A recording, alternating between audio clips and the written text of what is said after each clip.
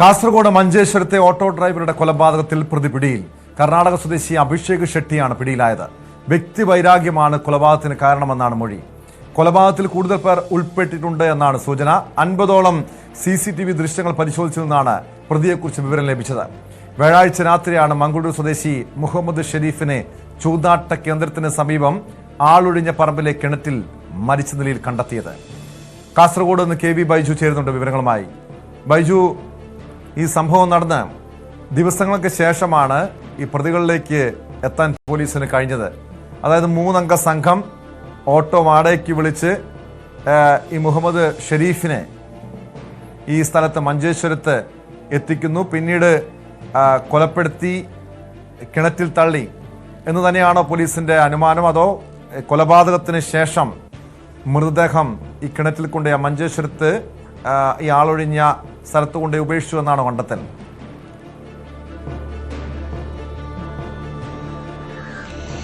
ടോമെ, വ്യാഴാഴ്ചയാണ് ഇത്തരത്തിൽ ദുരൂഹ സാഹചര്യത്തിൽ കിണറ്റിനകത്ത് ഒരാൾ മരിച്ച നിലയിൽ കണ്ടെത്തിയെന്ന് നാട്ടുകാർ പറയുന്നത്. പിന്നീട് പോലീസ് എത്തി വിശദമായി പരിശോധിച്ച് ഈ മൃതദേഹം പുറത്തെടുത്തപ്പോഴാണ് വെട്ടേറ്റ പാടുകൾ കണ്ടത്.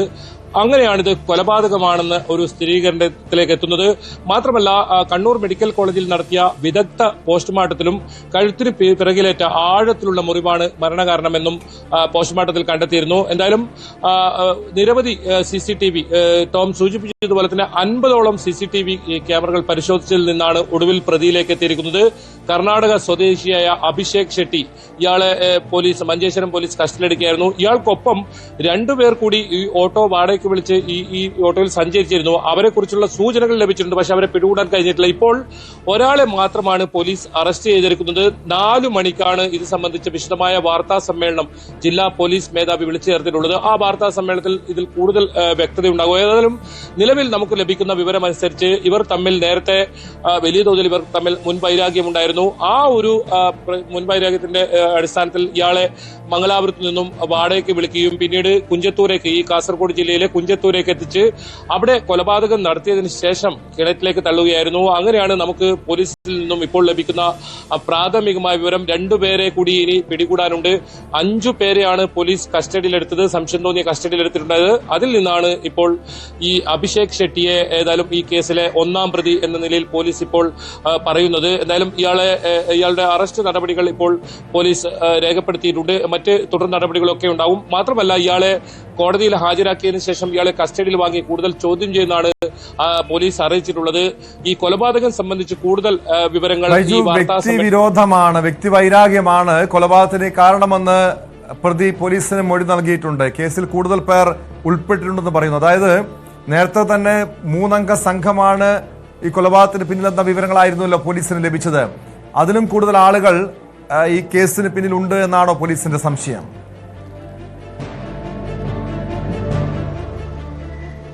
നിലവിൽ 3 പേരുണ്ടെന്നാണ് പോലീസ് പറയുന്നത്. അതിൽ ഏറ്റവും പ്രധാനമായ 1ാം പ്രതിയാണ് ഇപ്പോൾ പിടിയിലായിട്ടുള്ളത്. ഇനി 2 പേരെ കൂടി പിടികൂടാനുണ്ട്. അത് ഈ ടോൾ പ്ലാസയിലെ CCTV ക്യാമറയിലാണ് കൃത്യമായും ആ ഒരു വ്യക്തത പോലീസിന് ലഭിച്ചത്. 3 പേർ ഈ ഓട്ടോയിൽ സഞ്ചരിക്കുന്നതായി ആ ടോൾ പ്ലാസ കടന്നു പോകുന്ന ആ ദൃശ്യങ്ങൾ പോലീസ് ശേഖരിച്ചിരുന്നു.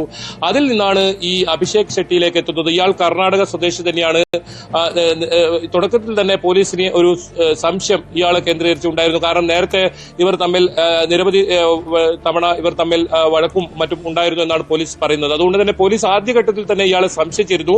ഈ ദൃശ്യങ്ങൾ കൂടി ശേഖരിച്ചതോടുകൂടി അതിൽ ഒരു സ്ഥിരീകരണം ഉണ്ടാവുകയും ഇയാളെ കസ്റ്റഡിയിൽ എടുക്കുമായിരുന്നു. എന്നാൽ മഞ്ചേശ്വരം പോലീസ് അറസ്റ്റ് ഉൾപ്പെടെയുള്ള നടപടികൾ ഇപ്പോൾ സ്വീകരിച്ചിട്ടുണ്ട്. ഇനി തുടർ നടപടികൾ, വൈദ്യപരിശോധനയുണ്ട്. അതിനുശേഷം ഇയാളെ കോടതിയിൽ ഹാജരാക്കും. ഇയാളെ കൂടുതൽ ചോദ്യം ചെയ്യേണ്ടതുണ്ട് എന്ന് തന്നെയാണ് പോലീസ് പറയുന്നത്.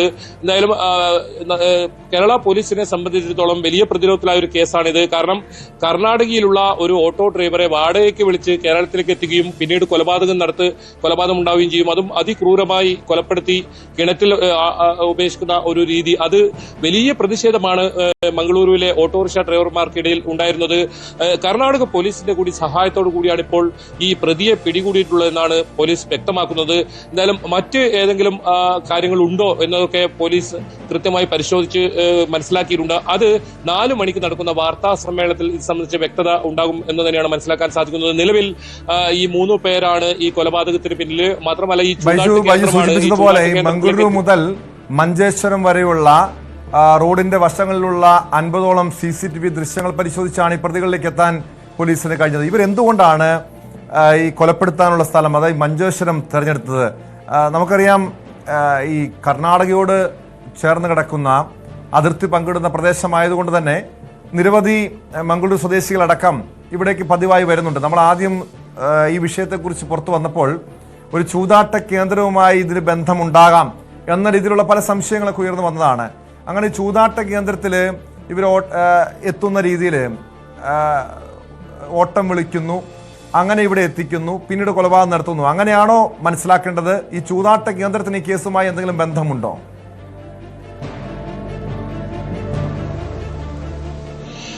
ടോമെ, ഈ അഭിഷേക്, ഈ 1-ാം പ്രതി അഭിഷേക് ഈ ചൂതാട്ട കേന്ദ്രത്തിലെ നിത്യ സന്ദർശകനാണെന്നാണ് നമുക്ക് മനസ്സിലാക്കാൻ സാധിക്കുന്നത്. മാത്രമല്ല, ഇതൊരു ആളൊഴിഞ്ഞ സ്ഥലമാണ്. ഈ കിണറും അതുപോലെ തന്നെയാണ്. ഇത് ഉപയോഗിക്കുന്ന കിണറൊന്നുമല്ല, ആൾമറിയില്ലാത്ത ഒരു കിണറാണ്. ഇതിൽ പ്രധാനമായും ഈ ഓട്ടോറിക്ഷ ഒരു ചെരിഞ്ഞ നിലയിൽ ഈ പരിസരത്ത് കണ്ടതോടുകൂടിയാണ് ആളുകൾക്ക് സംശയം വന്നതും പിന്നീട് അവിടെ വ്യാപകമായ തെരച്ചിൽ നടത്തുകയും ആ കിണറ്റിനകത്ത് തെരഞ്ഞപ്പോഴാണ് കിണറ്റിനകത്ത് ഇത്തരത്തിലൊരു മൃതദേഹം കണ്ടെത്തിയത്. ഒരു പക്ഷേ ഇത് ഏതെങ്കിലും തരത്തിൽ പുറത്ത് അറിയില്ല എന്ന് കരുതിയായിരിക്കാം ഈ സ്ഥലത്ത് കൊണ്ടുവന്ന് ഇത്തരത്തിൽ കൊലപാതകം നടത്തിയത്. മാത്രമല്ല, ബുധനാഴ്ച രാത്രി 10 മണിക്ക് ശേഷമാണ് ഇയാളെ കാണാതാവുന്നത്. ബുധനാഴ്ച അന്ന് തന്നെ ഇയാളുടെ ഭാര്യ കർണാടക പോലീസിൽ പരാതി നൽകിയിരുന്നു. ഒരു പക്ഷേ കാണാതാവലൊക്കെ ഇത്തരത്തിലല്ലെങ്കിൽ ഒരു പക്ഷെ കർണാടക പോലീസ് അന്വേഷിച്ച് ആ ഇടങ്ങളിൽ മാത്രം ഒതുങ്ങുന്ന ഒരു കേസായി മാറിയേനെ. ഈ ഓട്ടോറിക്ഷ ഈ സ്ഥലത്ത് നിന്നും കണ്ടെത്തിയതും ഓട്ടോറിക്ഷയുടെ നമ്പർ പരിശോധിച്ചപ്പോഴാണ് യഥാർത്ഥ ഉടമ ിലേക്ക് എത്തുന്നതും പിന്നീട് പോലീസ് മുൽക്കി പോലീസുമായി ബന്ധപ്പെട്ടപ്പോൾ അവിടെ ഈ പരാതി ഉണ്ട് എന്ന കാര്യവും അറിയുന്നത്. അതോടുകൂടിയാണ് സംയുക്തമായ ഒരു പരിശോധന കർണാടകയും കേരളയും കൂടി ഈ കേസിൽ ഉണ്ടാകുന്നതും വളരെ പെട്ടെന്ന് തന്നെ ഈ പ്രതിയിലേക്ക് എത്താൻ സാധിക്കുന്നത്. ഒരു പക്ഷേ ഈ കേരള പോലീസിനെ സംബന്ധിച്ചിടത്തോളം വലിയ പ്രതിരോധത്തിലായിരുന്നു കഴിഞ്ഞ മണിക്കൂറുകളിലൊക്കെ. കാരണം അത്രത്തോളം സമ്മർദ്ദം കർണാടകയുടെ ഭാഗത്തു നിന്നുണ്ടായിരുന്നു. അവിടെ വലിയ പ്രതിഷേധം ഉയർന്നിരുന്നു. ടോം സൂചിപ്പിച്ചതുപോലെ തന്നെ ഇതൊരു വലിയ ചൂതാട്ടം നടക്കുന്ന പ്രദേശമാണ്. ഈ ചൂതാട്ട കേന്ദ്രത്തിൽ ഈ പ്രതി എത്താറുണ്ടെന്നാണ് മനസ്സിലാക്കാൻ സാധിക്കുന്നത്. അതുകൊണ്ടായിരിക്കാം ഒരുപക്ഷെ ഈ സ്ഥലം തെരഞ്ഞെടുത്തത്. മറ്റാരും തിരിച്ചറിയില്ല എന്ന് കരുതിയായിരിക്കും ഈ സ്ഥലം തെരഞ്ഞെടുത്തത്. പക്ഷേ ഈ ഓട്ടോറിക്ഷ ഇത്തരത്തിൽ സംശയാസ്പദമായ രീതിയിൽ കണ്ടതോടുകൂടിയാണ് ഈ നാട്ടുകാർ ഇത് തെരയും പിന്നീട് ഈ കിണറ്റിൽ നിന്നും മൃതദേഹം കണ്ടെത്തുന്ന സാഹചര്യമൊക്കെ ഉണ്ടായത്. ഈ മൃതദേഹം പുറത്തെടുത്തപ്പോൾ തന്നെ ഇതിൽ വെട്ടേറ്റ പാടുകൾ ഉണ്ടായിരുന്നു. ചോരക്കറ, അതായത് പുറത്ത് കിണറിന് പുറത്ത് തുണിയൊക്കെ ഉണ്ടായിരുന്നു. അവിടെയൊക്കെ ചോരക്കറയും ഒക്കെ ഉണ്ടായിരുന്നു. അതാണ് തുടക്കത്തിൽ തന്നെ ഇതൊരു കൊലപാതകമാണെന്ന രീതിയിൽ ഒരു സംശയം പോലീസിനുണ്ടായിരുന്നു. മൃതദേഹം കൂടി പുറത്തെടുത്തപ്പോൾ വെട്ടേറ്റ ആഴത്തിലുള്ള വെട്ട്, 2-3 വെട്ട് ഏറ്റ നിലയിലായിരുന്നു ഈ മൃതദേഹം ഉണ്ടായിരുന്നത്. പോസ്റ്റ്മോർട്ടം റിപ്പോർട്ടിൽ കൊലപാതകമാണെന്ന് തെളിയുകയായിരുന്നു. കണ്ണൂർ മെഡിക്കൽ കോളേജിലായിരുന്നു പോസ്റ്റ്മോർട്ടം നടത്തിയത്. അവിടെ നിന്നാണ് കൃത്യമായി ഇത് കൊലപാതകമാണെന്ന ഒരു നിഗമനത്തിലേക്ക് പോലീസ് എത്തുന്നതും. എന്തായാലും ഇതിൽ കൂട്ടുപ്രതികളുണ്ട്. ഇനി 2 പേരെ കൂടി പിടികൂടാനുണ്ട്. പോലീസ് അന്വേഷണം ഊർജിതമാക്കിയിട്ടുണ്ട്. അവരെക്കുറിച്ചുള്ള വിവരങ്ങളെല്ലാം പോലീസിന് കൃത്യമായി ലഭിച്ചിട്ടുണ്ട്. ഈ പ്രതിയിൽ നിന്നും ഇത് സംബന്ധിച്ച വിവരങ്ങളൊക്കെ പോലീസ് തേടിയിട്ടുണ്ട്. പ്രതി കുറ്റം സമ്മതിച്ചിട്ടുണ്ട്. താൻ തന്നെയാണ് ഈ കൊലപാതകം നടത്തിയെന്ന് സമ്മതിച്ചിട്ടുണ്ട്. നേരത്തെ ഉണ്ടായിരുന്ന വൈരാഗ്യമാണ് ഈ കൊലപാതകത്തിന് കാരണമെന്നും ഈ പ്രതി സമ്മതിച്ചിട്ടുണ്ട്. എന്തായാലും കൂടുതൽ വിവരങ്ങൾ ഇതിൽ ഇനി അറിയാനുണ്ട്. അത് 4 മണിക്ക് നടക്കുന്ന വാർത്താ സമ്മേളനത്തിൽ പോലീസ് കൃത്യമായി ഇത് വിവരിക്കും എന്നാണ് നമുക്ക് മനസ്സിലാക്കാൻ സാധിക്കുന്നത്. നിലവിൽ ഈ വ്യക്തിവൈരാഗ്യം മൂലമാണ് ഈ കൊലപാതകം എന്നാണ് പോലീസ്. കൂട്ടുപ്രതികളെ കുറിച്ച് കൃത്യമായ സൂചനകൾ പോലീസിന് ലഭ്യമായിട്ടുണ്ടോ? കാരണം ഈ പ്രതി, കേസിലെ മുഖ്യപ്രതി, നിലവിൽ പിടിയിലായിട്ടുള്ള മുഖ്യപ്രതി, കൂട്ടുപ്രതികളെ കുറിച്ചുള്ള വിവരങ്ങൾ പോലീസിന് നൽകിയിട്ടുണ്ടോ? അവരെവിടെയുണ്ട്? അവരെ കണ്ടെത്താൻ പോലീസിന് ഉടൻ കഴിയുമെന്നാണോ പ്രതീക്ഷിക്കുന്നത്?